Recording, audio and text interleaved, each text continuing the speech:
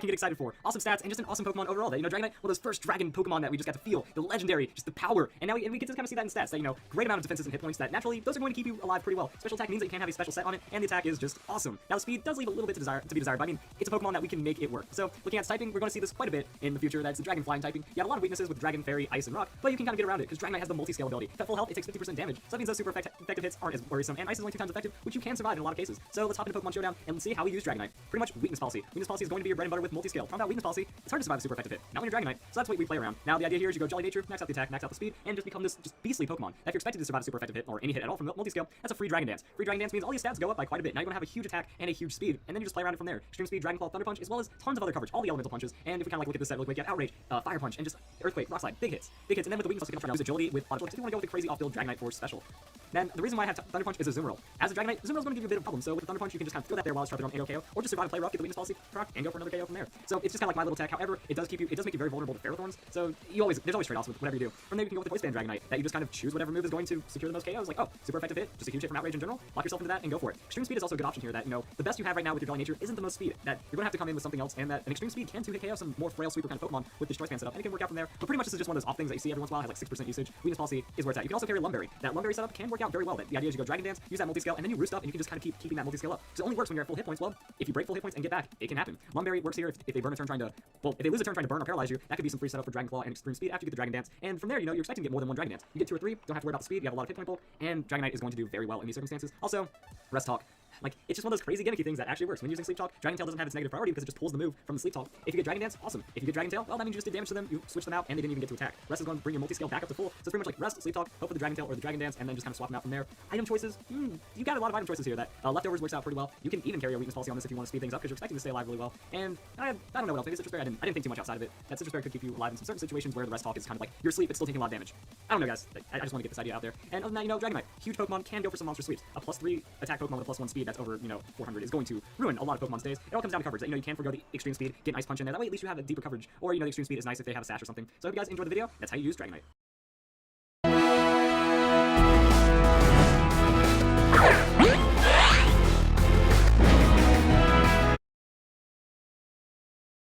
Welcome back, Wolfpack. Verlisify here, and this is 50 on the attack. Perfect. Now we have a low attack that we're not going to use anyway, so we might as well keep that stat low so we can make all the other stats amazing. The 85, that's pretty much an above average hit points. It means you're going to be fairly hit point bulky, but then 95 defense, 115 special defense. Alright, this Pokemon's a tank, but it also has 120 special attack. So it's a tank that can hit hard, or a hard hitting sleeper that can tank up moves. 80 on the speed, not bad at all because Togekiss does find some really good ways to work around it. You know, it's already a tanky Pokemon, can set up, and then it can really make use of it. In the 80 speed, it actually means it's going to be faster than most other tanks, or it might even have potential to outspeed some sweepers, and that's what makes Togekiss so beautiful. Looking at typing, very flying typing. Very interesting typing. You have a lot of weaknesses, but since Togekiss is so bulky, it kind of doesn't care. It can eat up a super effective hit, and then just kind of do whatever it wants. Has 2 immunities, and good enough resistance. Fighting and Bug, they do nothing to. So if you have a team that has a little bit of weakness to fighting Bug, Togekiss can switch in safely all day, and even then Grass, Dark, Neutral hits, Togekiss can take it up really well. So the Fairy Flying typing, while being pretty crazy, is also going to be pretty good for Togekiss. Now hopping into Pokemon Showdown. Togekiss is busted, guys. There are very few Pokemon that have changed the game like Togekiss because of the Serene Grace ability. That's one of the few Pokemon that gets to competitively use this ability and kind of do whatever the hell it wants. And that's what makes it so great. Now, when I talk about Togekiss, 99.9% of the time when you hear me talk about Togekiss, it's always going to be that Choice Scarf. That Choice Scarf with Serene Grace is one of the most busted things in the game because of Air Slash. Now, for those of you who don't know how this really works out, Serene Grace doubles the secondary effect. So moves like Flamethrower, Thunderbolt, those have 20% chance to burn and paralyze, or moves like Air Slash have a 60% chance to flinch. That the odds are actually in your favor, that you have a greater than a 50% chance to make your opponent not move while being faster than them because of Choice Scarf, and then you can still do a lot of mean things from there. They can just use Trick. Oh, this is a setup Pokemon. I'm going to use Trick, and now I can still be a tanky beef tank that's going to be able to do whatever I want. You're out of Thunder Wave, now you slow them. Oh, Thunder Wave and Air Slash. That's another thing. Togekiss invented Paraflinch. Paraflinch is even filthier. That 25% chance that they get paralyzed from the Thunder Wave effect, and then Air Slash for that 60% chance to flinch. Your opponent's not really going anywhere. That this becomes a complete lockdown. And some people they'll play it up like this. They know with the Choice Scarf, I go modest. Togekiss can neutral 2-hit KO so many Pokemon, it is not even funny. So pretty much with the Choice Scarf, you're gonna outspeed them. You're throwing out the Air Slash. You have a very strong chance that they flinch, and then they die. Then they get KO'd before they have a chance to do anything. And since Togekiss is so tanky, even with full like sweeper investment, just special attack and speed, it can still outspeed a lot of Pokemon. And that's a 2-hit KO Pokemon, which means that it's going to, even if it does miss one flinch, most likely can survive a super effective hit. You can see this all day long, and then it's just like, okay, you got me once. Air Slash, that's a KO. Come on, who's next? And then if it doesn't get out prioritized by like a bullet punch or something, Togekiss is going to be completely safe. Now with this 80 on the base speed, you outspeed Pokemon just under 130 base speed. So any Pokemon with 130 base speed or more will outspeed you with this, so you can run Timid if you just want to be outspeeding everything. But even then, with this, it's going to have enough to outspeed Talonflame if it's not using a special attack. So I mean, also just take into consideration Pokemon slower than Talonflame. Greninja. Greninja leads totally get shut down by this, or at least have a very strong chance to, because you know, Air Slash, flinch, Air Slash. Well, their Greninja just went down for free. That's cool. Noivern, same thing. That any Pokemon that's under that 125 speed or 126 speed, if you're Talonflame, you know, you just kind of 2-hit KO it if it doesn't resist you, and then scary things happen. Also, you can just run Tank Togekiss. That Leftovers and Moves means you're pretty much not going anywhere. A crazy defensive investment, and then you just do the Paraflinch. That Thunder Wave Wave Air Slash. We already talked about that gives your opponent so little chance of attacking, it's not even funny. It's like 80% chance that they have no chance of attacking for that turn, and then you just kind of do whatever. Or Sphere, or any kind of other coverage move. You have Dazzling Gleam, you have Hidden Power. You can kind of do whatever with this. I just like Or Sphere. They're using Minimize. If they're doing something like that, you don't check accuracy. And also Air Fighting does give you a good amount of coverage. I think only 17 Pokemon in the game fully resist you, so you can really get a lot of neutral hits. You can just take less damage than you're dealing, and it works out from there. So with this, you're just pretty much going to always want that Air Slash lockdown. And Or Sphere does work against Fighting type Pokemon and Steel type Pokemon, which do resist you on the Air Slash, and that's pretty solid. Now, when you break it down, it's pretty much what are you worried about? Since Togekiss is a Flying type Pokemon, you might see more special attacks from those Ice Beams and Thunderbolts. At the same time, you could see some physical attacks like Iron Head and Rock Slide. So I mean, you can make it to where you can have just even distribution that you're going to be taking offensive and especially offensive hits about the same, or you can just make it to, invest a little on the defense, invest in special defense. I like it on the 100 EVs because that's 2 hordes, then you max out your hit points, then you just put the rest in your defense, and now this actually goes through pretty well, or you can just kind of do it by like a whole number like that, somewhere around that, and now you're going to be looking at some really ridiculous tankiness. That leftovers giving you health every turn with that roost means that if they're not 2-hit KOing you, you just out-sustain them, wait for a Thunder Wave paralysis, and then you just Air Slash them down from it, because Thunder Wave is going to make them so slow, and then, yeah, just Parafflinch. It's nasty. Now, it is also really interesting because I think Choice Scarf Togekiss is better in every way except against another Togekiss. That tank Togekiss, it's going to eventually like get a hit through those Air Slashes because it's such a tanky Pokemon that, it's a 3-4 hit KO against Scarkiss. All it has to do is land a Thunder Wave, and now it can Air Slash Parafflinch lock the Choice Scarf Togekiss and then completely shut it down. But that's pretty much the only case where Togekiss will outright do better, unless it's also against like a Rock or Steel type Pokemon. So this Togekiss can also break down in different ways, but this is more of a kind of just stally, get down, start, just paralyzing their sweepers, really lowering a lot of their power, then just outright, I'm going to sweep you. They each have their strengths. I still just feel like Choice Scarf catches more people off guard. It's like, oh yeah, I'm gonna outspeed. Oh, I just got 2-hit KO. Like Dragonites. Dragonites can't really do too much against. Nothing can really touch this Togekiss pretty hard, and that's why I like it so much. So then we just kind of go through the rest of these, double battles. Togekiss has a lot of strength in double battles because you can use Follow Me. Follow Me means that you're gonna be able to set up as a tanky Pokemon. So again, with a set like this, do you want to endure more physical attacks? Do you want to be mixed? Do you want to be special defensive? You can run it like that, and then at the same time, just using Follow Me and Roots. Follow Me. Hey, over here, guys, hit me instead. Throw all your status. I don't care. You can have Citrus Berry or Lumberry. That way you can heal off the status, and then your sweeper gets to do whatever they want. And now you still also have a lot of potential. Set up Air Slash, go for the Roots, get that heal back in you, and now your opponent's gonna have a really hard time. Carrying Protect is also going to make it a mind game, and that's really all there is to it. Now I did say this is going to be a Togetic guide as well a bit, and you can pretty much run either or. That this Togetic can run with the Follow Me, Roots, Air Slash, and Protect, or Togekiss can run Thunder Wave and or Tailwind with Encore. And Togetic is going to be pretty much just a tankier Togekiss. That if you're not looking to do damage, looking to be a pure support, Togetic can actually do a little more work for you because of Eviolite. Eviolite is going to mean that these defenses go into ridiculous amounts. 292. You can just kind of also play around. I feel like with this, it's really going to be a mixed tank. So at this rate, you're going to be pushing to 400 on defenses while having over 300 hit points, and that's why Follow Me when you see that. If you see an opportunity where Follow Me might not be the best, throw up the Tailwind. Now you're making yourself faster. Now you're making your allies faster, and then you can also have Thunder Wave, Encore, anything like this. You're pretty much going to need Tailwind and Thunder Wave because Togetic doesn't get Air Slash. But with Togekiss, you can run instead of Protect, you can have Thunder Wave, and now you can just like find your opponent's sweeper, use Thunder Wave, Air Slash, and now you can make them pretty much permaflinch while your sweeper only has to deal in a one-on-one situation where it might excel it. Other than that, Togekiss can also kind of be a tanky Pokemon that does some ridiculous things with Nasty Plot. Give it a Lumberry, just make it Roost. You set up a Nasty Plot, now you special attack doubles, and then you can just kind of carry out some ridiculousness from there. We already talked about how good Aura Sphere and Air Slash works, but you can also just go for the Parafflinch. That once you get one Nasty Plot, now you just Thunder Wave loop your opponent into oblivion. That they are a Rock type or Steel type Pokemon, just Nasty Plot a couple more times to get over the resistance of them, and then you just work it out from there. Now Citrus Berry, again, burst health is really good if you use Nasty Plot. They do like 60% of your health, and then you get 25% of your health back. So now they don't 2-hit KO you. That means you can Roost it. That means you can set up that Thunder Wave into Air Slash, and then you can just kind of stall it out from there with the Citrus Berry. But with the Lumberry, if they try to status you, they try to paralyze you, you paralyze them back. You're cured of their paralysis, and now you might be able to lock them down. They might not be able to get another status on you, and now you're added +2 on the Nasty Plot, and you're just kind of ridiculous. So again, EV spread is whenever you think you're going to need the most. Can run more defensive, more special defensive. Now Togetic can also Nasty Plot as well, but it also has access to Baton Pass. So pretty much the idea is you want to be really tanky, just Nasty Plot, set up Baton Pass, and then do whatever from there. Then now you're just giving off double to triple to quadruple special attack to a Pokemon, and it's going to work out pretty well because Togetic is so tanky. I like having Toxic. That way, if Togetic is your last Pokemon, you might be able to sneak out a Toxic stall, just throw it out, have Roost, or if Togetic's just kind of there, throw out the Toxic, then use Baton Pass, and you can be pretty solid. Now Roost is an option just to give you that durability. That way, you throw out the Toxic, you can kind of Roost through a couple turns and switch out to another Pokemon while they're really going through the Toxic burn. Or you can have Heal Bell. Heal Bell's also going to be a very nice move because you can kind of clear it for your team. Oh, use Togetic in the mid game. They're not going to expect a Baton Pass Pokemon. Now you come in, use Heal Bell, Nasty Plot, Baton Pass. So now any Pokemon that was paralyzed, it's going to be fine, and then you can Baton Pass into it. That's going to have a high amount of special attack, and then it can probably resume sweeping if it was shut down earlier by status. So those are your options. If you want Togetic to be a little more offensive, go with the Roost. If you want to be a pure support Pokemon that might only need to be on the field once or twice, go for the Heal Bell. And that's kind of all there is to it. I know it's a mouthful, but Togekiss is such a strong and amazing Pokemon that it's really changed the game with how much it's been used and what it's capable of. So if you guys enjoyed the video, and I hope you all have a nice day. That is how you use Togekiss. That's an OP Pokemon right there. We are trying really hard to get you Reese's Peanut Butter Cups, but there is only so much we can do here.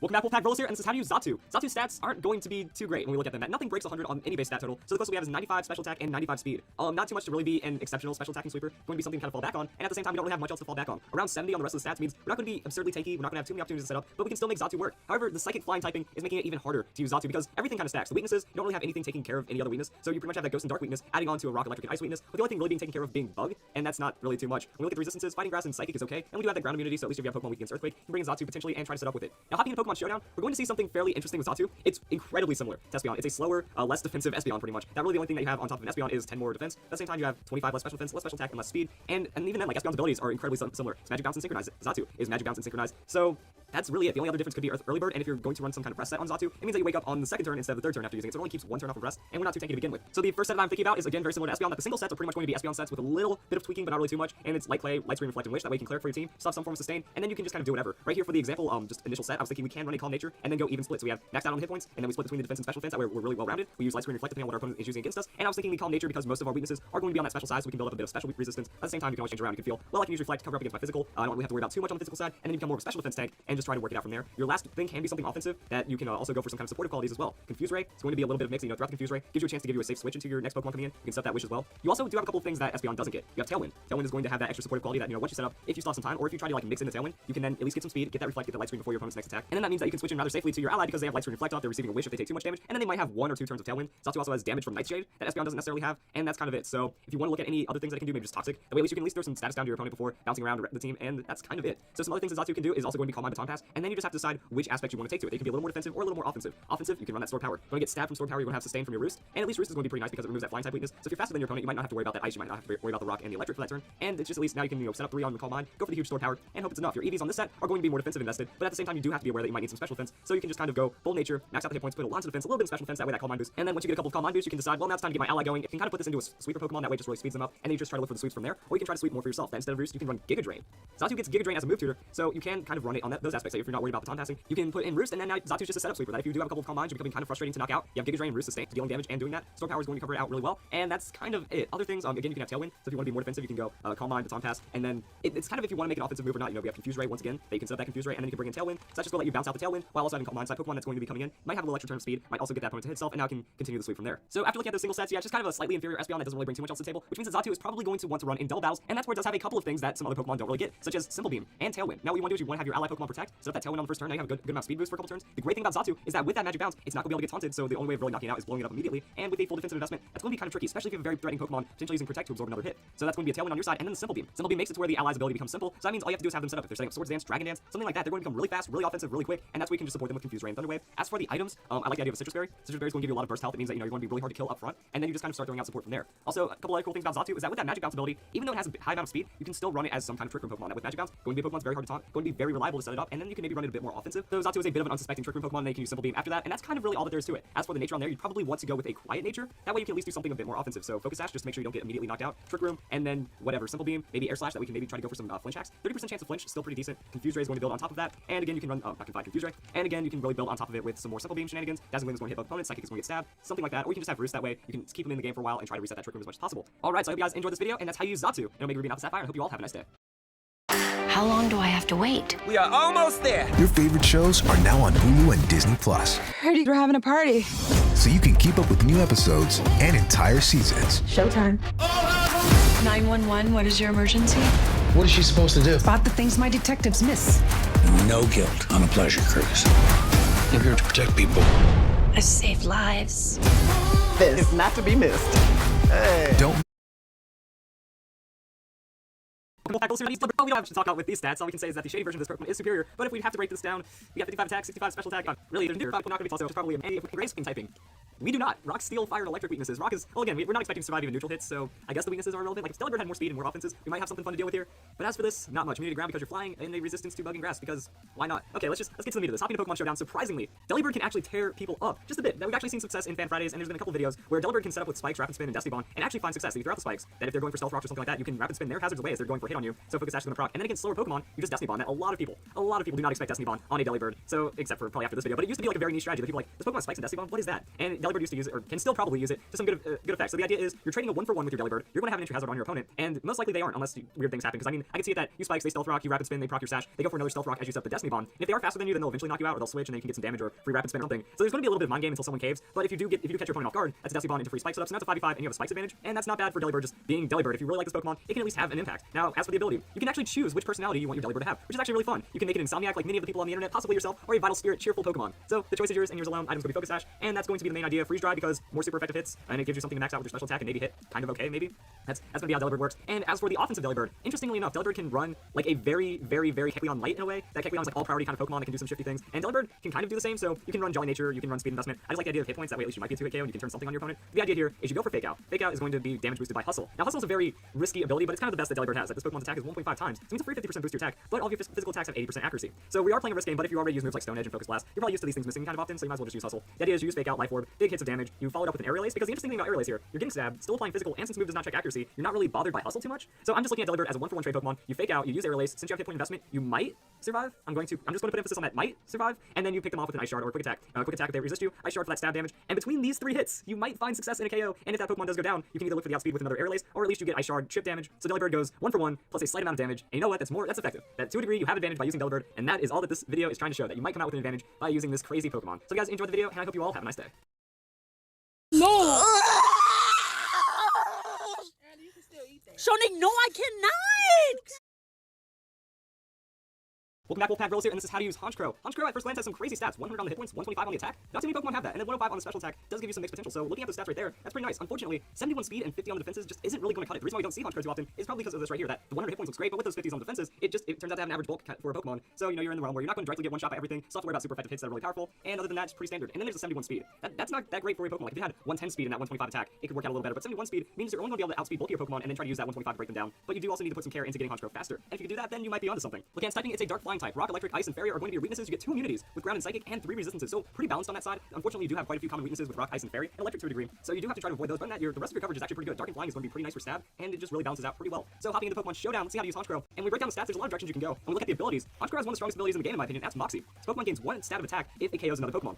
That's huge. That's huge, because if you bring in Honchkrow in the mid to late game where there's already Pokemon that are weakened, you have entry hazards up, just making it easier to whittle away at your opponent's team. Honchkrow can go big. This is probably why it doesn't have too much speed, because if you could outspeed everything, get 1 Moxie boost, and then just OHKO the rest of the team, it would win forever. Looking at other abilities, Insomnia, Pokemon cannot fall asleep. It's a good ability that it does stop some team compositions right there, but at the same time, it just doesn't beat Moxie. And then Super Luck. We'll talk about Super Luck in a bit because Honchkrow does have kind of a Super Luck strategy. Actually, let's talk about it right now. So the cool thing about Super Luck is Pokemon that have it. Super Luck. All this Pokemon's moves have their crit ratio raised by 1 stage. Well, that means you're going to have 12.5% chance to crit on every move. Really good to bust down Pokemon that are boosting in their defenses. That way you can just ignore those defenses and do bonus damage. Razor Claw adds 1 more to the critical hit ratio. And then a move like Night Slash, high critical hit ratio, that just means +1, and now this Pokemon crits 100% of the time. And that's actually really good. Also, another thing with Super Luck is if you baton pass a Focus Energy. Focus Energy gives +2 to critical hit, and then that means now every move is going to crit regardless of what you use, as long as that's Super Luck. So what you can do is, like on Super Luck Pokemon, you can do something like this. Moves are always going to crit, but on Honchkrow, it's not really that effective because Moxie. If you just get a Moxie boost, that's 1.5 times damage. A critical hit is 1.5 times damage. So Moxie just has higher snowball potential, and it lets you free up an item. But if you do have just Super Luck into something else, with that Focus Energy coming in, now you can run maybe a Focus Sash, you can run a Life Orb Choice Band, something like that. At least everything's going to crit. But at the same time, you're kind of wasting baton pass potential. That Honchkrow, we were talking earlier that if you get some speed into him, that's going to be huge. So if you just baton pass speed, maybe even Sword Dance into it. Now Honchkrow is looking to be kind of ridiculous. So with the dark and flying dual typing, it's also got a very strong stat. That Brave Bird is one of the strongest moves. That because of Talonflame, it's kind of underrated on other Pokemon. But remember, Talonflame has a very low attack in comparison to Honchkrow. That Honchkrow has a 125 attack using Brave Bird. We know that's going to secure a ton of KOs if you do get the outspeeds or you find that speed into it. Also at the same time, Sucker Punch. Sucker Punch getting stabbed is ridiculous. So Sucker Punch works by having 80 base power, and if the opponent is going to attack, you gain priority over them, and then you attack first and do a ton of damage. So Sucker Punch plus Life Orb plus the Adamant Nature, and if we were also looking at Moxie, we're looking at a lot of one-hit KOs. That if you get that first Moxie boost,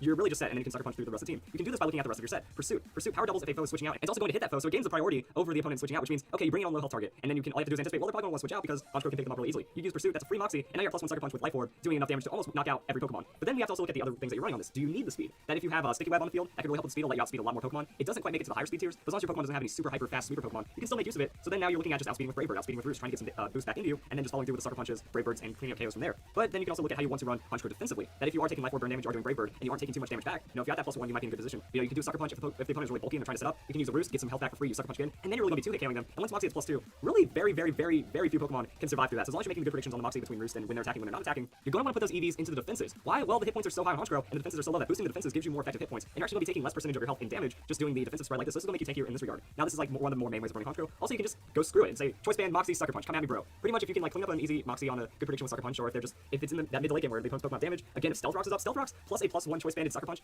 not many things are going to be able to survive through that. You can actually keep that setup going. Honchkrow's just going to see another team. And remember, it's really just about getting to that first 1 or 2 Moxie boost. That Honchkrow ends up going +2 on KOs. It starts becoming unstoppable, and that's why with the Choice Band gives you more freedom to just run that defensive set because well, not using Roost, I'm using Sucker Punch only pretty much. I don't have to worry about outspeeding anything. You're pretty much just going to use run like this. Now this can be predicted and stalled out. That Sucker Punch does have a low amount of PP, only 8. So if you're not using it wisely and your opponent's just like, well, I'm going to use Recover, I'm going to just keep throwing out Stealth Rocks even though I already have Stealth Rocks set up. If they can burn through your Sucker Punches in that way, that's not going to be good. So you might want to switch out to a Pokemon that can taunt. That way now you're shutting down setup, and you also have Honchkrow to respond to the setup Pokemon as well. That if you taunt a Pokemon that's mainly going to be set up, they switch out, you switch in your Honchkrow, you get a free switch, and then that just kind of plays into some mind games. So while it does make you predictable, if you can out mind game your opponent, you're also getting a huge edge right there. And then also it is worth noting Nasty Plot on Honchkrow to a degree. Problem is with a dark type Pokemon with Sucker Punch and as much attack as Honchkrow, you're kind of giving up a lot by not doing a Sucker Punch kind of strategy. But at the same time, you can use that to your advantage. If your opponent thinks they're going to be a Sucker Punch Pokemon, so they try to set up. Well, now you're setting up over them, and Nasty Plot is huge. Honchkrow does have a very high special attack for Nasty Plot Pokemon. That over 105, that you boost up with Nasty Plot. Now you're dealing with over 650 special attack at level 100. That's really absurd right there. And then now we just use Dark Pulse, going to have Stab. Honchkrow also gets Heat Wave, and then you can still have Sucker Punch to try to handle Sash Pokemon. So with this again, speed is going to be the key. Getting a baton pass into Honchkrow with some speed can be very strong. Sticky Web is going to be very strong. Or in double battles, you have a Pokemon that's supporting you using Icy Wind. You can do something like that. Now you set up a Nasty Plot, they get Icy Wind. You start to get the speed of your opponent, and they can throw out Heat Wave. +2 on that Heat Wave is going to be pretty big. You also stop Dark Pulse to single out opponents. And there's just some potential here. Focus Sash means it's going to give you that second chance that you do counter out the other Focus Sash Pokemon because you have priority over them with the Sucker Punch. And then if Moxie gets going, you get +2 on Moxie +1. Back start being reliable for damage. That if you use Heat Wave, you knock out one of your opponent's Pokemon, the other one survives, and you get that Moxie boost. Well, even without any boost into your attack, if Poly and Sucker Punch punch KO range, so you finish them off real quick, and you're only worrying about damage from one opponent at this rate. It does take a lot of setup, and you do need to have that Icy Wind or some kind of speed support, but it still can be a very interesting way of setting up Honchkrow. Also, because it does get nasty plot, just worth mentioning if anything else. I hope you guys enjoyed this video. That's how you use Honchkrow, Omega Ruby, and Alpha Sapphire.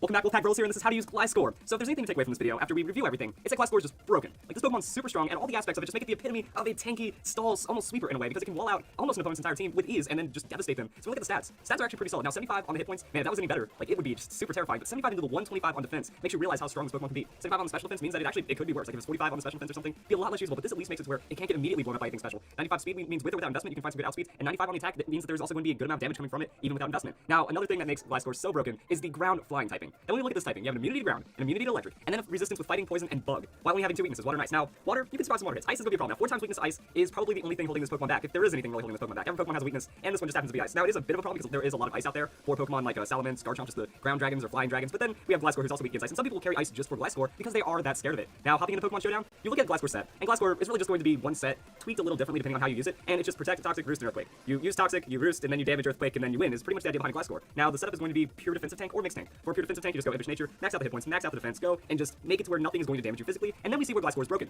Poison Heal. Pokemon's healed by 1/8 of its maximum hit points each turn when poisoned, which means now you can't get status as well. You don't have to worry about burn, don't have to worry about sleep, you don't have to worry about anything silly like that, and you're getting double heal from the leftovers. So you protect. So now you're getting a quarter of your health back, and your opponent can only damage you once in that time. You use Roost, you're getting a lot of your health back for almost no punish, and then there's Toxic. So Toxic them if they're Toxicable, and then you protect, and now you just wait for Toxic to burn them down, while every once in a while just throwing in some Earthquake damage. Now this set can be walled out by pretty much Gengar, or any kind of Levitate Poison Pokemon, which also includes Weezing. So there are some weaknesses, but for the most part you don't see those Pokemon in every battle. I know Gengar is somewhat common, that's why you have 5 other Pokemon to deal with Gengar, set up with Gliscor, and then you just kind of win. Also with this set you are weaker specially, so you might also want to try to use the rest of your team to destroy anything that's special in your way, but then Gliscor comes out in the mid to late game and your opponent's just like, well, I can't do anything to touch this guy, because if it doesn't have anything threatening it with its only 2 weaknesses, you kind of pick up the sweep from there. Now for the mix set, it's pretty much the same idea, you know, you're always going to run Roost and Toxic, and then you change something around depending on what you want, but with this you just go with the Impish Nature and then 2/2 and special defense. This is at least going to round you out. Now you have just a wider pool of Pokemon that you can stall out, while just making it to where you aren't as much of an unstoppable physical wall. So there are trade-offs, and it depends on the trade-offs that you want. Also, it depends on the other Pokemon on your team. If you already have a special tank, I would recommend the full defensive set, because then you can switch Gliscor in on a physical Pokemon, and if something comes in and threaten it, you just go to the special Pokemon. Also, you want to have something that resists ice and potentially water. So if you can find a Pokemon like that as well, then you're just really set. All you have to do is bring in that Pokemon, force out whatever is like going to threaten Gliscor, and then you just kind of win it up from there. And with this, you can also run Taunt. A lot of people like running Taunt because it's anti-setup, that they're trying to get set up against you, you taunt them, and now they have to switch out, which means just more Roost, they eat an Earthquake coming in, that's a free Toxic. And the reason why this is so good is because the only thing that can kind of stop Gliscor is something that's going to set up, because with Toxic, with Earthquake, there's not a huge amount of damage here, so it's just going to take time to take out Pokemon. That's what stall is all about. Now, really, one of the ways of countering stall is getting set up. That if I start using Dragon Dance, if I start getting Swords Dances in there, it's going to make me stronger, and it's going to make it to where, well, now I can finally 2-shot this guy, I can 1-shot this guy, and after taking Toxic damage, you know, you're going to want to make use of that. Now, if they're trying to set up, you throw a taunt after the Toxic on them, well, they lost a lot of health, their setup means nothing, and now they can't use that Pokemon as long as Gliscor's around pretty much. So that's actually really effective right there.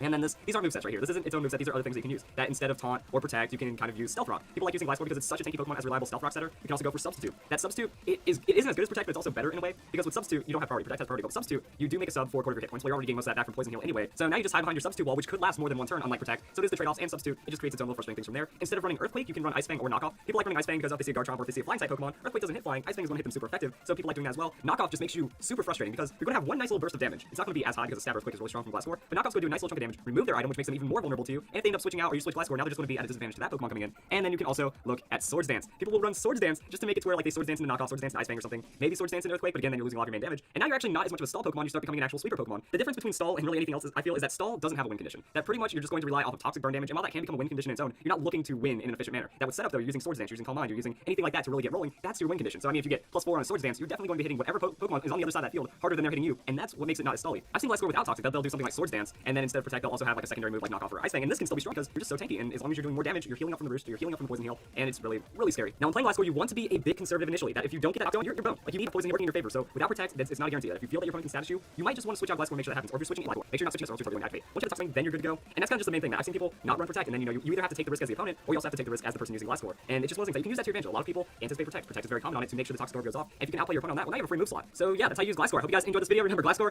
broken Pokemon, very strong to use. It is if you've dealt with one, you know exactly what I'm talking about. It'd be very frustrating if you don't have an immediate answer for it. So you guys enjoyed the video, and I hope you all have a nice day. School spirits is the phenomenon that gripped audiences everywhere. Where's my body? The girl you saw in the world isn't me. Wait, does